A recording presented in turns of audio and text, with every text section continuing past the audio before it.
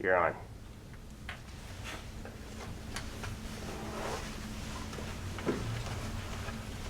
Oh, I can start whenever. Okay. Hello everyone, thank you all for coming. My name is Josh Gottschalk and I'm a junior economics major here. And today I'm going to be talking about what I have been doing my research on for the past 4 months, which is how federal regulation affects the daily returns of publicly traded firms in the alternative financial services sector between the years of 2000 and 2018. And it's a daunting, very specific question. Before I really get into it and define it, I'm just going to give you a rundown of what we're in for. So first off, I'm going to be talking about the background. What is the alternative finance? What's the economic reasoning? What's the relevance of the topic? Going on to the key literature. This is kind of where I have my foundation for theoretically and empirically what previous economists have done in the past, and I use what their theories and approaches were. Going on to theoretical, these are all the previous theories that were used, and that's kind of like the bedrock of what my research is based on. Going on to the empirical, these are all the methods, steps, approaches that I used in order to get my results using event studies and a regression. And going on to data, this is where I got it, why I used it, how I used it. Empirical results and analysis, of course, these are just the key findings, what's the relevance of the results that we're looking at. And then finally the conclusions, what are some things we got to take away from this research? What's the connection with past literature? And of course, with every good research project, there's limitations on how you do your research. So I have to address those, as well as improvements that could have been made if I had more time. So just to simplify my super long and specific question, it's pretty much looking at how news can be defined as regulation, maybe a factory burning down, a stock splitting, anything like that. How does news affect the returns of stocks? In my case, it's regulatory events. That's news. And when I was the whole entire alternative finance piece is what the alternative finance sector is outside the realm of large banks, outside your normal insurance agencies, etc., who look for consumers that have like a credit score, a background check, who are using their loans for mortgages or cars. The alternative finance is a bit different. Their firms kind of go towards a different sort of consumer, where it's people who are more inclined to be low-income families that need money right away, liquid cash. For example, if their car broke down, they need to get to work the next day, they need to have money right then and there, and they don't care about the interest rate. They come in the form of pawn shops, payday lenders, corner stores with the names of Cash Advance, Easy Pawn, Cash for Less, all those very generic names that you see in the lower socioeconomic parts of the city for the most part. As well as their instruments that they use, their loans, are very similar. However, there's 3 key main differences. Is that one of them is there's almost always some sort of collateral. For example, you put up your iPad, if you don't pay back the loan within a certain time, they just rescind the collateral, so it minimizes the risk of the lender. That's not for all, but for a good amount. As well as having very high interest rates. A normal APR is between 35 and 50% for a loan. They go up to 400% to 600% APR. As well as their duration, their maturity is very low, meaning they have to pay back the loan within 2 weeks to a few months. And one of the key things that's important about this is that up until about 20 years ago, this was an industry that was barely regulated, if at all. So that is why I'm kind of looking at how federal regulation impacts this industry, because there's been such a change in the past 20 years, because there was such a hike in revenues and popularity in the 1990s. But when the 21st century hit, there were regulations kind of like the FDIC subprime lending guidelines between the years of 2001 and 2003. This was kind of like the first federal voiced disapproval of this industry. They talked about some things that may have been considered predatory, and they kind of had guidelines, but they didn't have any teeth to enforce the guidelines. Going on to the Military Lending Act of 2006, this is kind of more of something with more teeth, where they made all active military personnel, they had a cap of APR. You know how normal was 400% to 600%? Their cap for the APR was only 36%, meaning that it was not even profitable, really, to give away loans to active military personnel, pretty much cutting out a whole demographic of consumer. And then finally going on to the Dodd-Frank Act after the 2008 financial crisis, this was the creation of the CFPB with Title 10. And the Consumer Financial Protection Bureau that is one of the first government entities that really had teeth, that enforced laws, that came out with, that was really there to once again protect the consumer. Hence the name Consumer Financial Protection Bureau. So going on to the literature review, these are the four main pieces of literature from my empirical side, and then the four main from my theoretical foundation. Starting with Lambden and Binder, they helped me figure out how to evaluate the impact of regulatory change using a proper event study using a market model. So pretty much this gave me an equation to use for my regression in stat. Going on to McKinley, he showed how to calculate normal returns in comparison to abnormal returns, which Lambden had more of an impact on. And he also went into depth about how to explain how to conduct a proper event window. An event window is where every single day there's either a 0 or a 1. Every day that there's no news, there's no regulatory event, is a 0. Every day that there's a 1. So it shows it in the regression that the software can figure out that, hey, this is a significant day that needs to be keeping track of with that 1. And I'll be getting more to that when I get to my empirical slide. And then Schwert, this is where he looked at multiple firms at once. You can't really gauge how a market is doing unless you have multiple firms. You can't just look at one firm. So he came up with the idea of making a weighted portfolio, meaning you look at the shares outstanding, getting the market capitalization from that, finding out the weight of all those firms, and then getting one dependent variable called the portfolio return instead of each individual return of each firm. So it was a lot easier with a portfolio. Moving on to my theoretical, I'm going to go over this real quick because the next slide I'm going to be going into more depth with it. But Fama, he talked about the random walk theory, the efficient markets hypothesis, and just how to value stocks in general. And then Stigler and Peltzman, they go over the debate, the long-lasting debate of is regulatory events good or bad for incumbent firms, just as simple as that. So they assume that there's an effect from regulatory events, but is it good or bad? So starting with the efficient markets hypothesis, this assumes that stock prices represent all public and private information. They assume that everyone knows on kind of the same day, that there's no insider information, and it also assumes that the stock price is the best way to evaluate a firm's kind of market value. So hence the reason why I chose daily returns as a way to figure out how to gauge regulatory events affecting the alternative finance industry. Going on to the random walk theory, this shows that past stock prices can't predict future stock trends.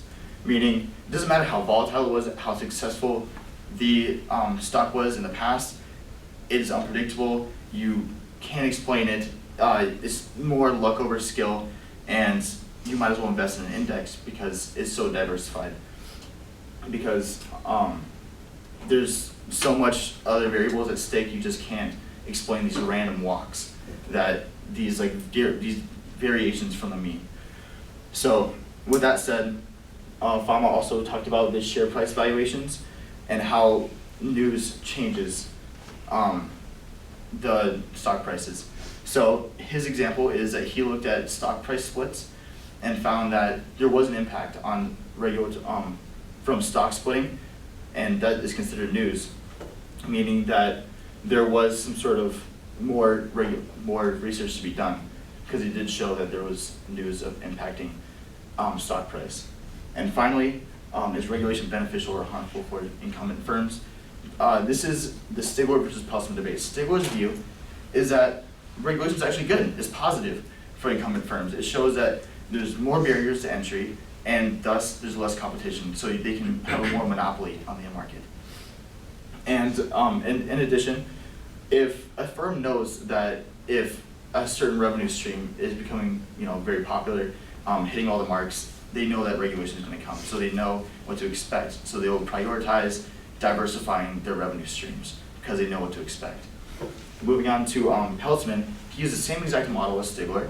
However, he found that it's the opposite effect. Regulation has a negative impact on incumbent firms because there's a higher chance of paying fines, readjusting to new rules, the whole bureaucracy behind it.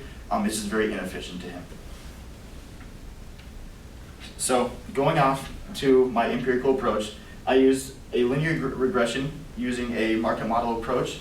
And this is the equation that I plugged into Stata. Right here, the RJT, that is the daily return of the portfolio of my firms. And right here, from ANOVA down to QC, those are my 10 firms that I use in my portfolio. All those are publicly traded firms in the alternative finance sector. Moving on to the beta RMT. That one is looking at the S&P 500 and the Russell 2000 daily returns to kind of serve as a control variable to figure out what is the market normally doing compared to the alternative finance industry. Moving on to the Lambda A, that is showing the abnormal return during each individual event periods. And then DA is just the dummy variable, aka the event that happened on that day. So with all the math out of the way, all the portfolio returns, all the daily returns, and I have an equation set, we have to get this somehow, the DA. So there's several ways of making an event study. Let's say that the CFPB started on July 21st, 2011. They opened up their doors, and it's public knowledge for that.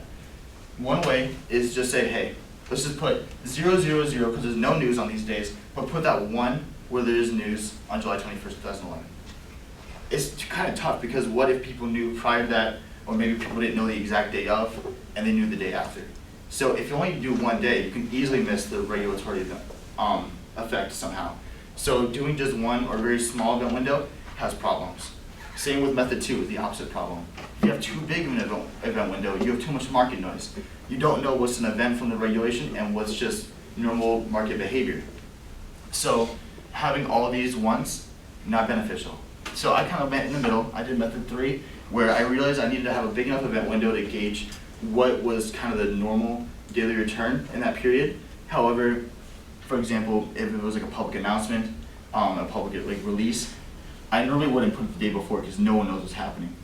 But I put it the day of and maybe the day after in case there's some late people that didn't know what was going on. And for example, if there was like a bill was passed and it was already introduced and everything, people most likely know that it's going to be coming very soon. So I put the day before, day of, and day after as regulatory events significance. Right here, this is very daunting, I get it. So for your sake, I did everything in chronological order from 2001 to 2018 on the left, and I color coordinated everything. So starting with the green, all the green is FDIC related regulatory events. The blue, the light blue and the dark blue are all with the Military Lending Act of 2006, and then 2015, 2016 for the final act rule. The yellow, that is all CFPB related regulatory events. And orange is a little bit different. It's not really legislature at its finest. It's more of administrative changes. Who is the head of what government entities are being led by who. And right here at the variable level, when I show you my results, that is just the code word pretty much that I use for my regressions. However, the most important part is over on the right side, the correlation. Let's say that we're back on July 21st, 2011 for when the CFPB started. We know exactly what day that happened, July 21st. So what I did, I have an event window of 200 days, 100 days before July 21st and 100 days after July 21st. And of that 200-day period, I calculated the average portfolio or return. And that could be 0.05, 0.5, whatever. And what I did was, the red shows a negative difference from the mean, and the black is a positive difference from the mean.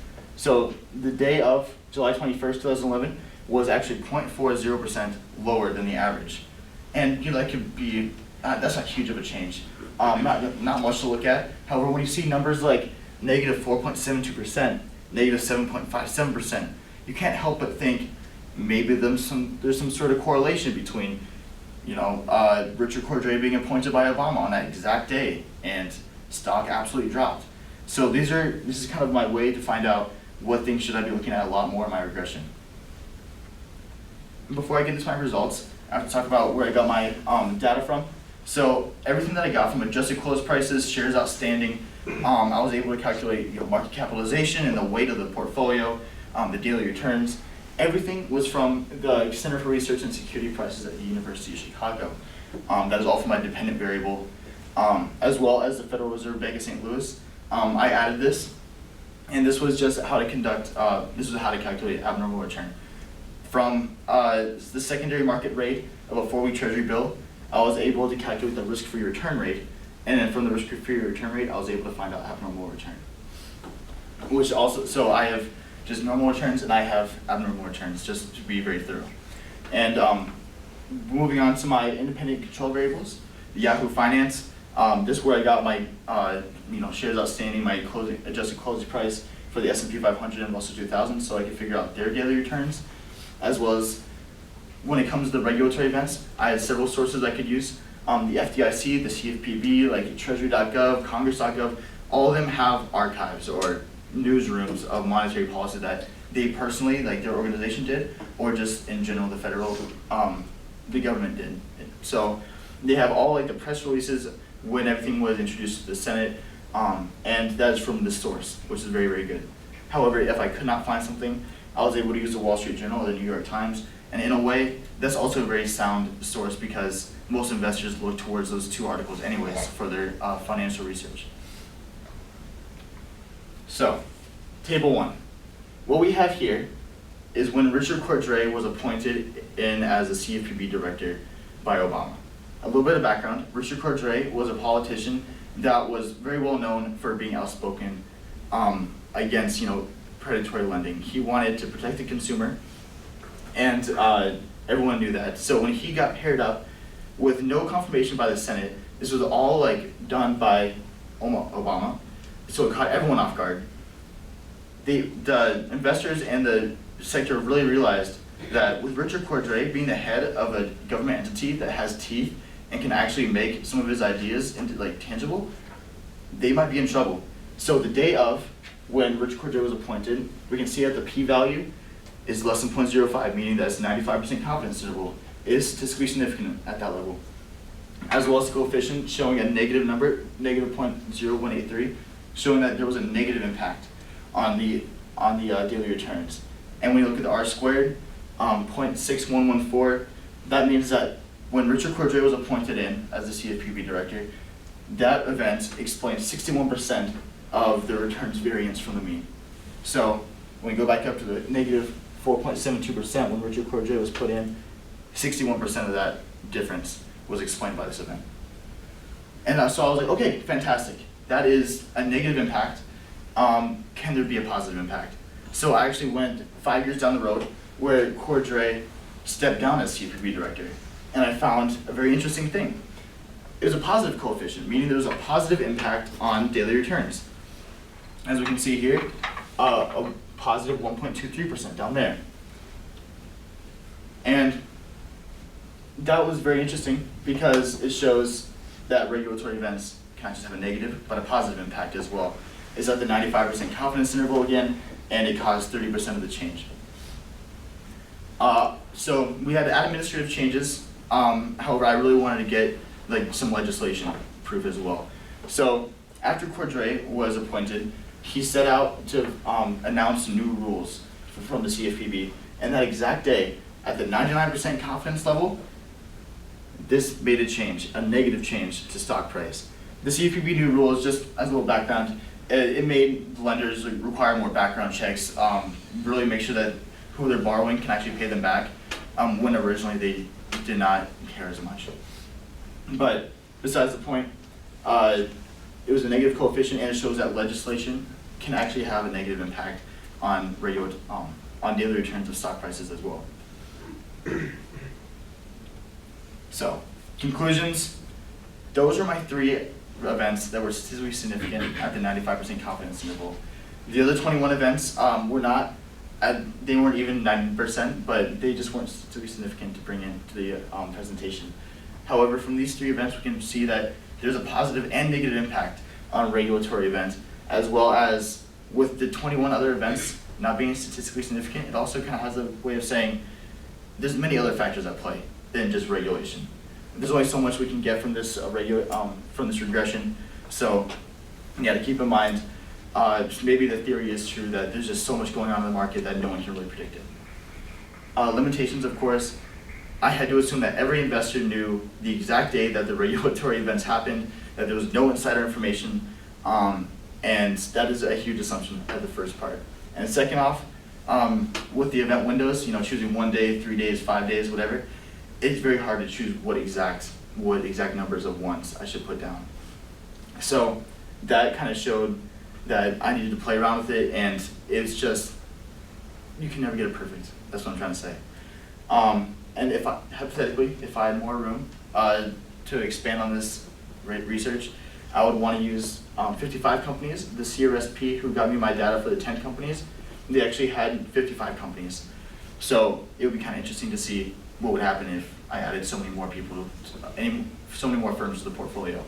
As well as every publicly traded firm has a 10K report. All of them have income statements and balance sheets public. So I could see how revenues, streams of revenue, how costs increase, decrease, according to what happens when a regulatory event happens that year, to see if there's a positive correlation. But yeah, hopefully I didn't bore you too much, and that was my presentation. Thank you.